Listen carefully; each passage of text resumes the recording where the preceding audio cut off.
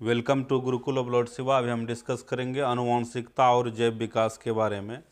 पहला क्वेश्चन है कि द ओरिजिन ऑफ स्पीसीज नामक पुस्तक किसने लिखी। पहला क्वेश्चन है द ओरिजिन ऑफ स्पीसीज नामक पुस्तक किसने लिखी।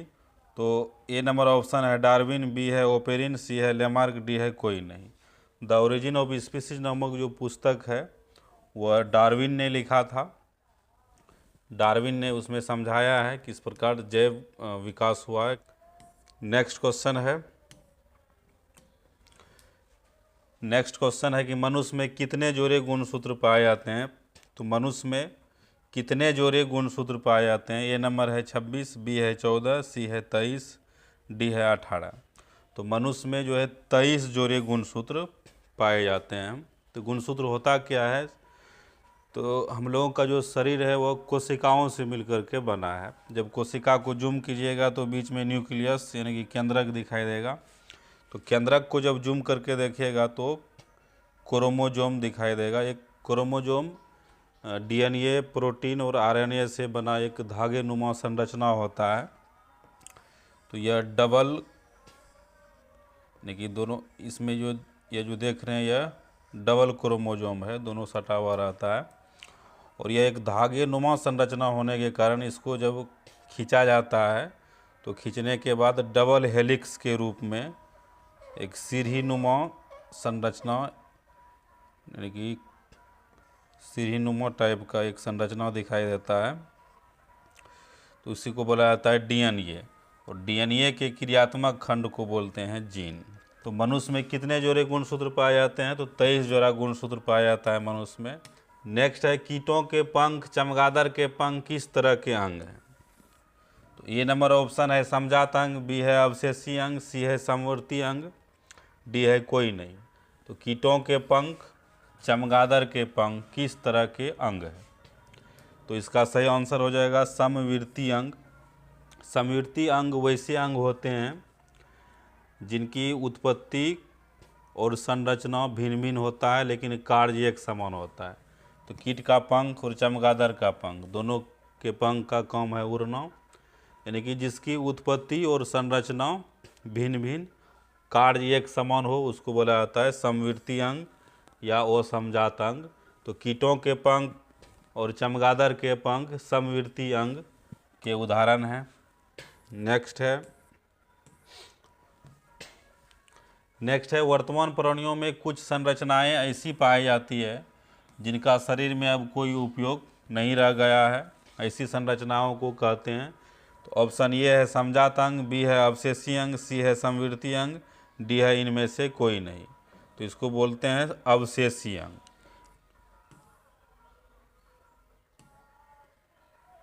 नेक्स्ट क्वेश्चन है जीन शब्द की प्रस्तावना किसने की थी। तो जीन शब्द की प्रस्तावना किसने की थी। तो वाटसन गलत है, वेंडेन भी गलत है, मेंडल भी गलत है। तो इनमें से कोई नहीं। तो जीन शब्द की जो प्रस्तावना है वह विलियम जोहानसन ने यानी कि जीन शब्द को सर्वप्रथम उन्होंने ही दिया था। नेक्स्ट क्वेश्चन है कौन सा वैज्ञानिक मेंडल के नियमों की पुनः खोज से संबंधित है। तो ये है एरिक वॉन शेरमार्क, बी है लेमार्क, सी है डार्विन और डी है लिनियस। कौन सा वैज्ञानिक मेंडल के नियमों की पुनः खोज से संबंधित है। तो ऑप्शन ये हो जाएगा एरिक वॉन शेरमार्क। नेक्स्ट है गुणसूत्र बने होते हैं। तो गुणसूत्र डीएनए तथा प्रोटीन्स और आरएनए के बने होते हैं। तो ऑप्शन ए में है डीएनए के, बी है डीएनए और आरएनए के, डी में है इनमें से कोई नहीं। तो इसका सी हो जाएगा आंसर, डीएनए तथा प्रोटीन्स और आरएनए के गुणसूत्र बने होते हैं।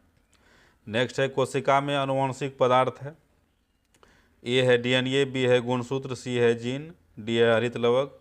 तो कोशिका में जो आनुवंशिक पदार्थ होता है वह डीएनए को आनुवंशिक पदार्थ कहा जाता है।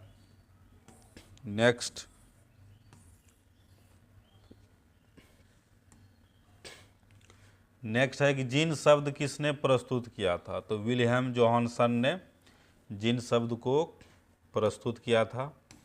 नेक्स्ट है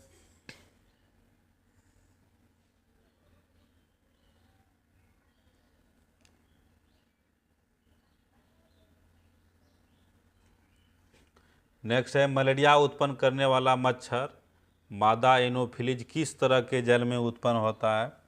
तो ऑप्शन ए है साफ जल, बी है गंदा जल, सी है मीठा जल, डी है इनमें से सभी। तो मलेरिया उत्पन्न करने वाला जो मच्छर है मादा एनोफिलीज मच्छर, तो वह गंदा जल में उत्पन्न होता है। नेक्स्ट क्वेश्चन है डेंगू उत्पन्न करने वाला मच्छर किस तरह के जल में उत्पन्न होता है? तो डेंगू उत्पन्न करने वाला जो मच्छर है ये है साफ जल, बी है गंदा जल, सी है मीठा जल, डी है इनमें से सभी। तो डेंगू उत्पन्न करने वाला जो मच्छर है वह साफ जल में उत्पन्न होता है। 11 का ये हो जाएगा आंसर। नेक्स्ट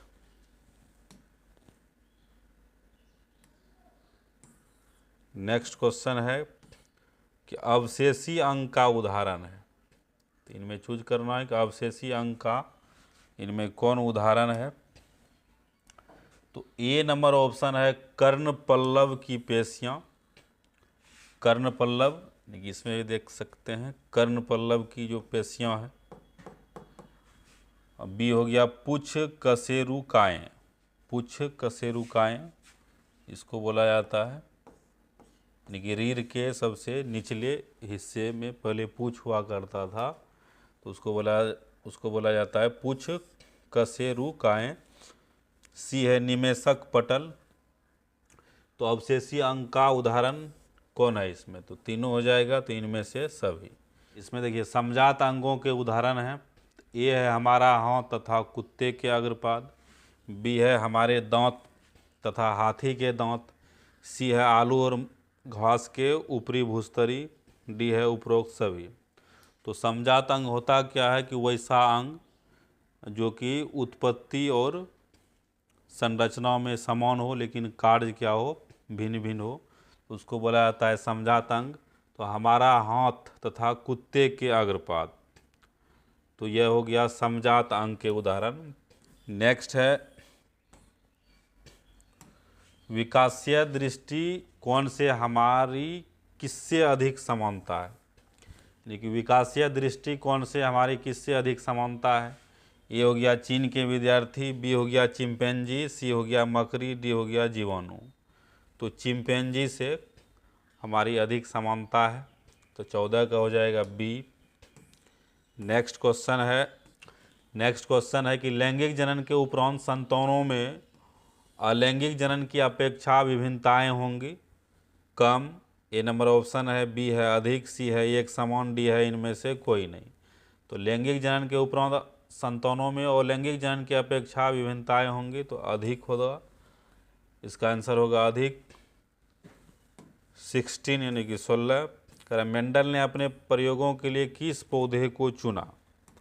तो मेंडल ने अपने प्रयोगों के लिए किसको चुना? तो ए नंबर है मटर, बी है चना, सी है सेम, डी है इनमें से कोई नहीं।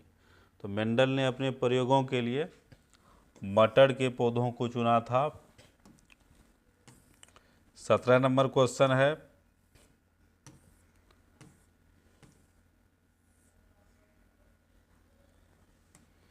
फ्रेडरिक मिसर ने न्यूक्लिक नाम किसे दिया? तो ए है नाभिक अम्ल, बी है सल्फ्यूरस अम्ल, सी है HNO3 यानी कि नाइट्रिक अम्ल, डी है HCl यानी कि हाइड्रोक्लोरिक अम्ल। तो फ्रेडरिक मिसर ने न्यूक्लिक नाम किसे दिया? तो नाभिक अम्ल को न्यूक्लिक नाम दिया था किसने? तो फ्रेडरिक मिसर ने। नेक्स्ट क्वेश्चन है किसने प्रमाण दिया कि जीन गुणसूत्र का भाग है? तो किसने प्रमाण दिया था कि जीन जो है कि गुणसूत्र का एक भाग है? तो यह जो प्रमाण दिया था तो 1902 में बोवेरी और सटन ने दिया था।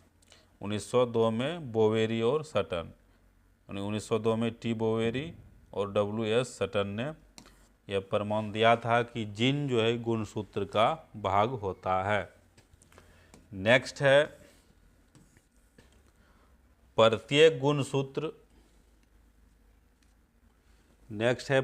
गुणसूत्र दो कुंडलित धागों का बना होता है, जिसे ए नंबर है अर्ध गुणसूत्र, बी है क्रोमोस्टेम, सी है गुणसूत्र बिंदु, डी है इनमें से कोई नहीं।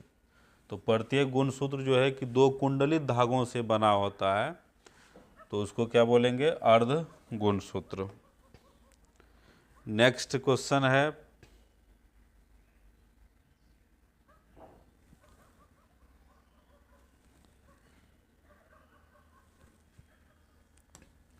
नेक्स्ट क्वेश्चन है, वे अंग जिनकी उत्पत्ति तथा मूल संरचनाओं में समानता होती है, कार्य के अनुसार उनकी बाह्य रचनाओं में परिवर्तन हो जाता है, उसको क्या बोलेंगे? तो समजात अंग बोला जाता है उसको।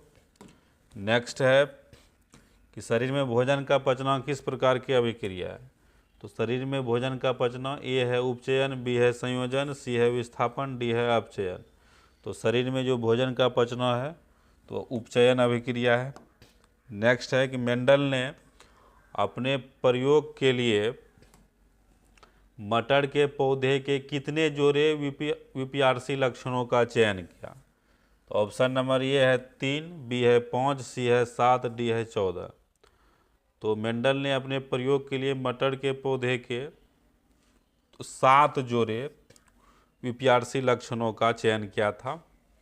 तो पहला था क्या? तने की ऊंचाई, लंबा या बौना पौधा लिया था उन्होंने। तो बी है फूलों का रंग बैंगनी या सफ़ेद, डी है फूल का स्थान अक्षीय या सिरा, 4 है फली का आकार स्फीत या संकुचित, 5 है फली का रंग हरा या पीला, 6 है बीज का आकार गोल या झुर्रीदार, 7 है बीज का रंग पीला और हरा। तो मेंडल ने अपने प्रयोगों के लिए मटर के पौधे के 7 जोड़े विपिआरसी लक्षणों का चयन किया था। नेक्स्ट है कि एकल संकर क्रॉस के फलस्वरूप लंबे और नाटे पौधे का अनुपात था। तो एकल संकर क्रॉस के फलस्वरूप लंबे और नाटे पौधे का जो अनुपात था वह 3:1 था। नेक्स्ट है कि द्विसंकर क्रॉस के फलस्वरूप उत्पन्न पौधों का फिनोटोपिक अनुपात था। तो फिनोटोपिक अनुपात जो था वह 9:3:3:1 था। नेक्स्ट है स्त्रियों में लिंग गुणसूत्र होते हैं। स्त्रियों में जो लिंग गुणसूत्र होता है तो XX, स्त्रियों में लिंग गुणसूत्र XX। पुरुषों में लिंग गुणसूत्र होते हैं तो पुरुषों में ए नंबर ऑप्शन है XX, बी है XY, सी है दोनों, डी है इनमें से कोई नहीं। तो पुरुषों में जो लिंग गुणसूत्र होता है XY होता है। नेक्स्ट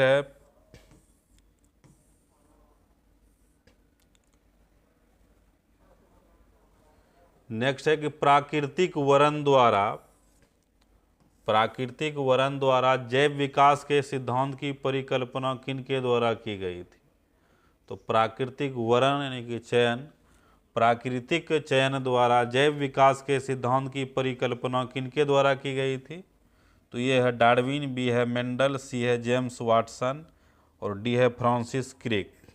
तो प्राकृतिक वरण द्वारा जैव विकास के सिद्धांत की जो परिकल्पना है तो वह डार्विन के द्वारा किया गया था। नेक्स्ट, मनुष्य का जो वैज्ञानिक नाम है, मनुष्य का वैज्ञानिक नाम नंबर ये है होमो इरेक्टस, बी है होमो हेबिलिस, सी है होमो सेपियंस, डी है इनमें से कोई नहीं।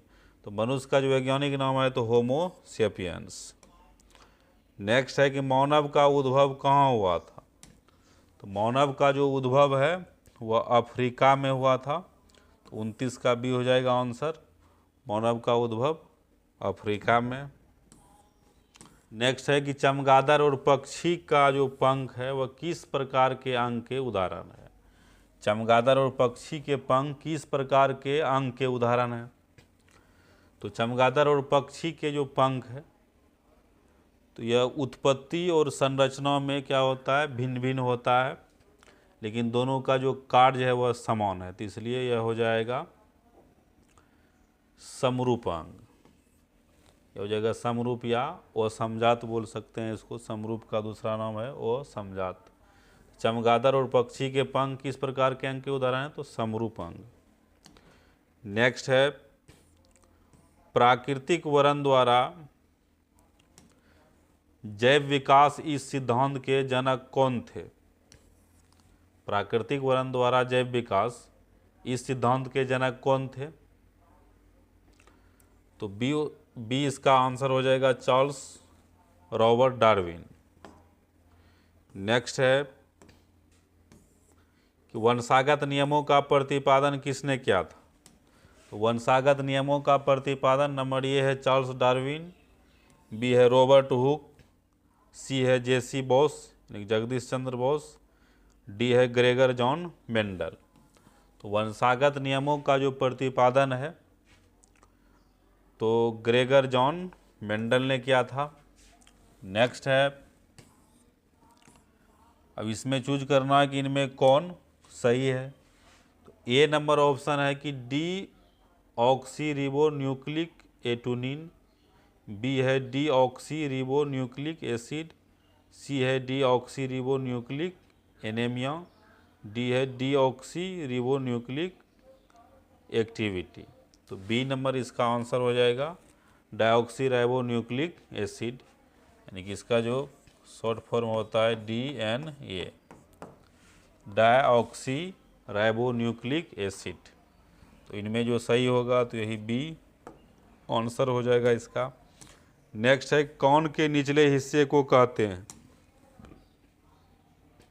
तो कौन के निचले हिस्से को कर्णपाली कहा जाता है। नेक्स्ट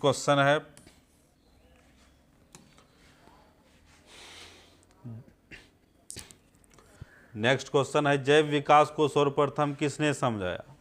जैव विकास को सर्वप्रथम लेमार्क ने समझाया था। नेक्स्ट क्वेश्चन है विभिन्नताएं कितने प्रकार की होती है? तो विभिन्नताएं जो होती है दो प्रकार की होती है विभिन्नताएं। एक हो गया कायिक विभिन्नता, दूसरा हो गया जननिक विभिन्नता। तो नेक्स्ट है किसी जीव की जीनी संरचना उस जीव का कहलाता है। तो ए नंबर ऑप्शन है जीन प्रारूप, बी है जीनोटाइप, सी है ए और बी दोनों, और डी है जेनेटिक्स। तो किसी जीव की जीनी संरचना जो है तो वह जीन प्रारूप या जीनोटाइप दोनों एक ही हुआ, तो इसलिए 37 का हो जाएगा सी आंसर, जीन प्रारूप या जीनोटाइप। नेक्स्ट है जीन प्रारूप तथा वातावरणीय दशाओं द्वारा निर्धारित वैसे आनुवंशिक लक्षण या विशेषक जो स्पष्ट रूप से दिखाई देते हैं तो क्या कहलाएगा? वह जो स्पष्ट रूप से दिखाई देते हैं जो लक्षण, तो उसको बोलते हैं लक्षण प्रारूप या फेनोटाइप। तो 38 का हो जाएगा सी आंसर। नेक्स्ट है ग्रेगर जॉन मेंडल व्यक्तिगत जीवन में क्या थे?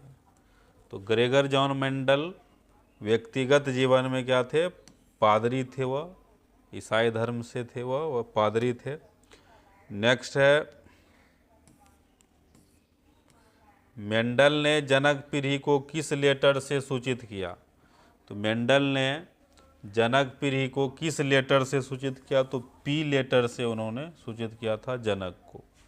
जनक पी से जनक को सूचित किया था। नेक्स्ट है